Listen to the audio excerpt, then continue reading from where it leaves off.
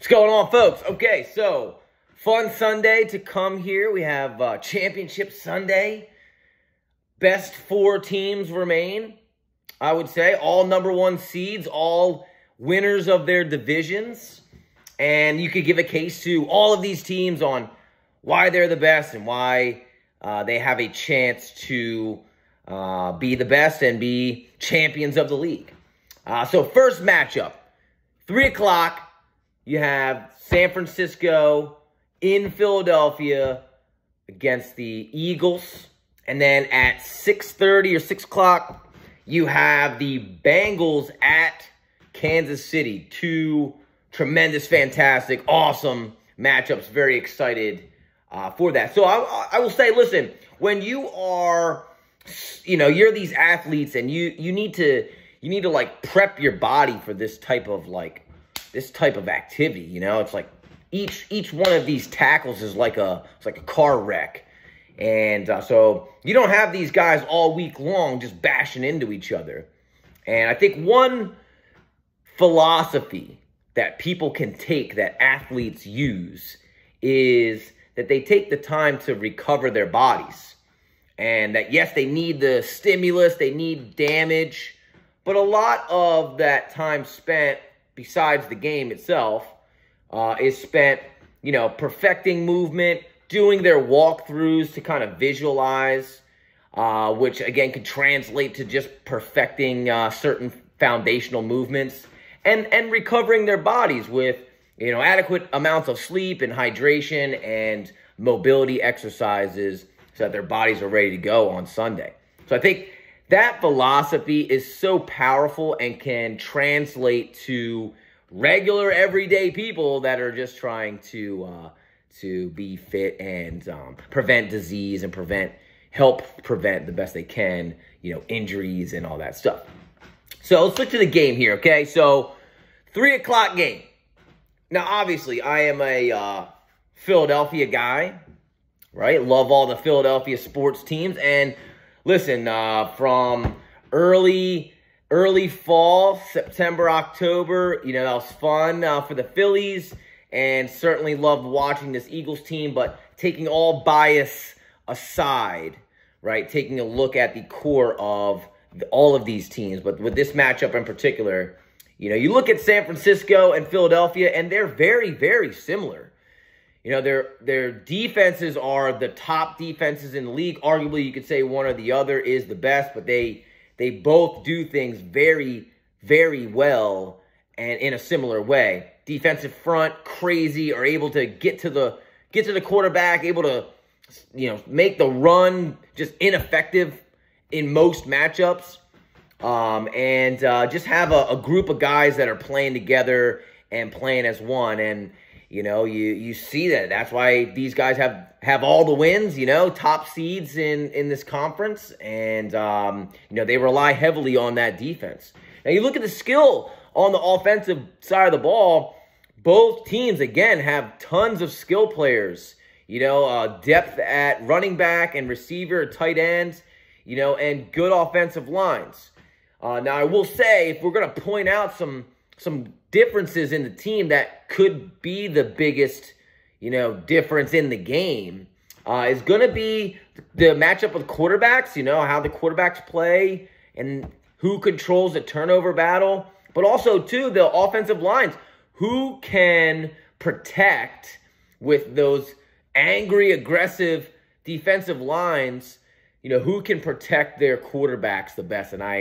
And I'll definitely say that both teams have great offensive lines, but the Eagles for sure have probably the best offensive line in the league and a very experienced offensive line, guys that have been there, for a while. But I would say the biggest takeaway there is going to be the play of the quarterbacks. You look at San Fran and Brock Purdy and just the amazing job that he's done. You got to give that guy credit. He hasn't lost yet. And he doesn't seem to force anything. He's protecting the ball. You could argue that matchups, were maybe favorable for the Niners, but at the same time, they played last week playing the Cowboys. Look, a lot of crap was given to Dak this past week. It's funny to watch, columnists like Stephen A. Smith talk about them or whatever, but give Dallas defense credit. I mean, their defense all year long has been just one of the top defenses as well. And Purdy seemed composed and was able to make timely throws and was taking what they were giving and handed it off to his skill guys. And he did a good job doing that. And, they were able to come away with the win. But they played a tough defense, so you got to give them credit. I will say the Eagles' defense is definitely better. I wouldn't say head and shoulders better, but definitely better than the Cowboys matchup. And so I will say that they still, the turnover battle is going to matter there. But I would say Jalen Hurts, how dynamic that guy is. You definitely have to see the obvious glaring differences between the two quarterbacks. And Hurts seems to also not force anything and take what the defense has given him. And he's done that all season long. Even the first game of the year where we were like, this high-scoring game, against Detroit. And again, I'm not comparing the Detroit team to this Niners team, but that was one example where they actually did a good job covering our receivers in that game. Yeah, of course, there was lots of big plays, but Jalen seemed to not force the pass when it's not there. And he did that all season long and able to use his legs as well as get it to his skill guys. So that's going to be a big thing in the game and something to watch for, how these quarterbacks play, being that they are very evenly matched up. So, all right, my predictions for this game. Again, I think it's going to be really, really close. I think it'll be a one-score game. It'll probably be back and forth. Lots of punches thrown. It's going to be a slugfest. But in the end, I'm going to say Philadelphia 25, Niners 20. Really close game, really fun game. Probably, a game that goes down in conference championship history as one of the best matchups. So I think it'll be a great game. And both teams, again, have every right to be here. So let me see in the comments. What do you think about my score? What do you think is going to happen in this game? So the late game, you got a 6 o'clock matchup or a 6:30 matchup. Excuse me. Cincinnati at Kansas City. This is a great matchup. Also, really excited to see these two teams play again. Listen, lately, Cincinnati, Joe Burrow, and the Bengals have had Kansas City's number. And you also look at, last week, Mahomes hurting his foot. How that's going to impact the game and his mobility. Again, where rest and recovery, hydration, mobility exercises, and treating your body and listening to your body is going to be the big difference in this game and the preparation. So I'm sure the Kansas City staff and training group will get Mahomes as ready as he can, but heavy emphasis on the recovery part and again, translating it to athletes compared to regular everyday people, taking care of your body, understanding you're going to put that damage in, but don't worry about that damage every single day. And by having that philosophy of repair and recovery first. So that's going to be critical in this matchup, the health of Mahomes. But you look at both sides, both teams here, let's talk about the home team, Kansas City first. I mean, experience. This group has won a championship before. They have an experienced coaching staff that wins and is there every single year. I think this is like their 5th consecutive year in the conference title game and the 2nd year in a row that they've matched up against Cincinnati. And they just have an all-star cast. You have Travis Kelce, probably the best tight end in the league, arguably.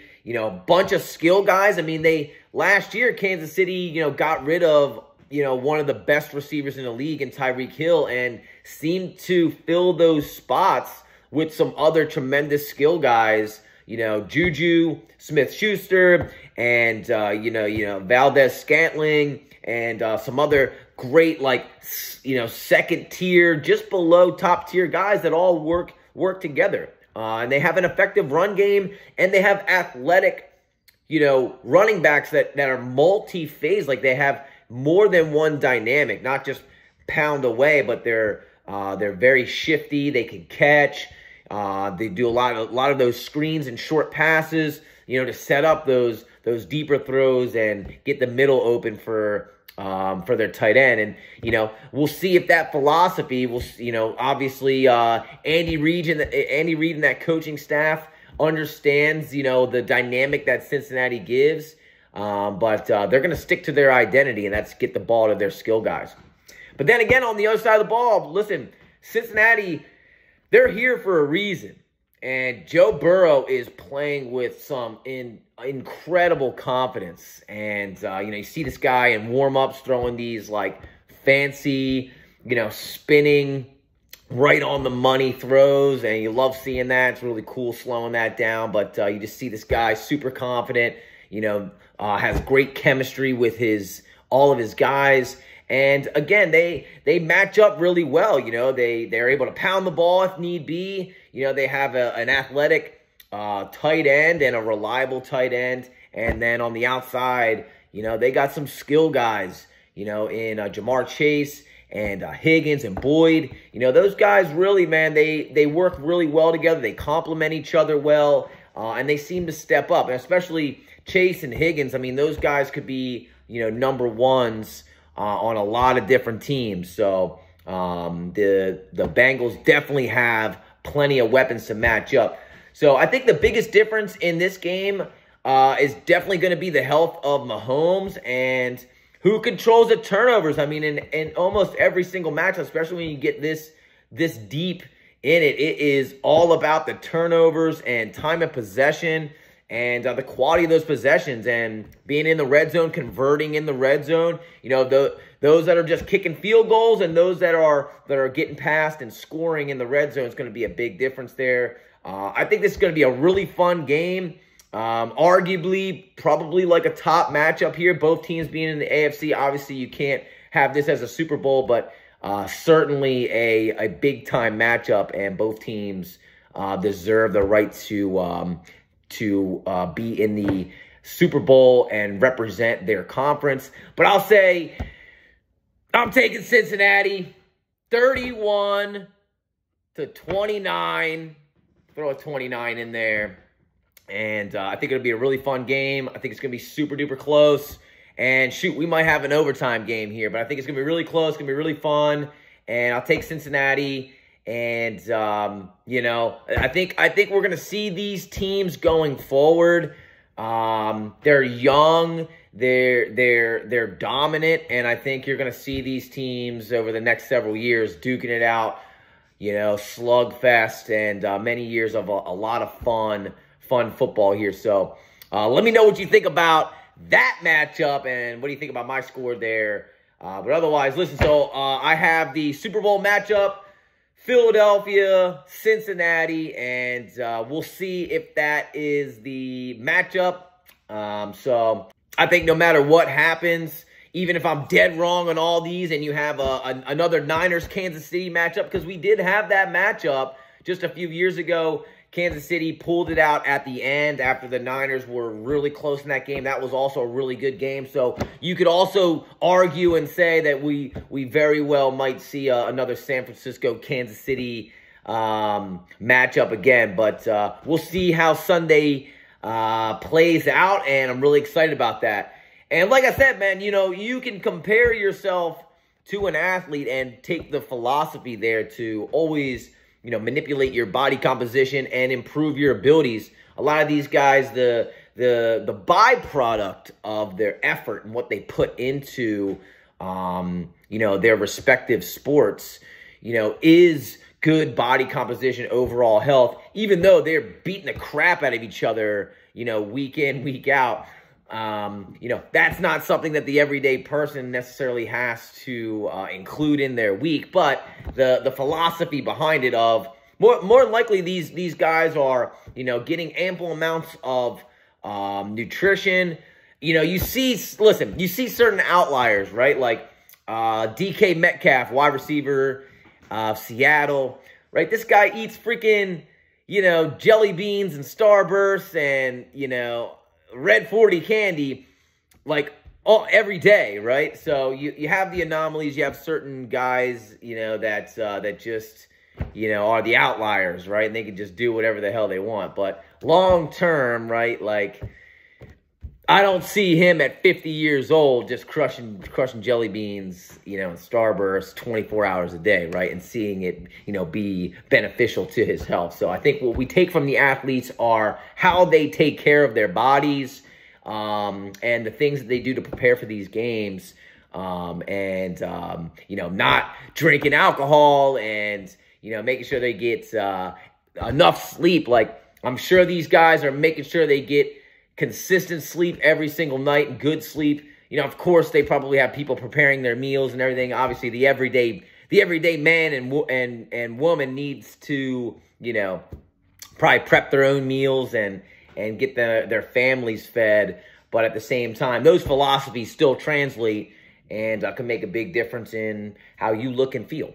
I'm really excited for this matchup this Sunday. And I'm sure we're going to have a fantastic Championship Sunday. And we'll see the results. So let's see what happens.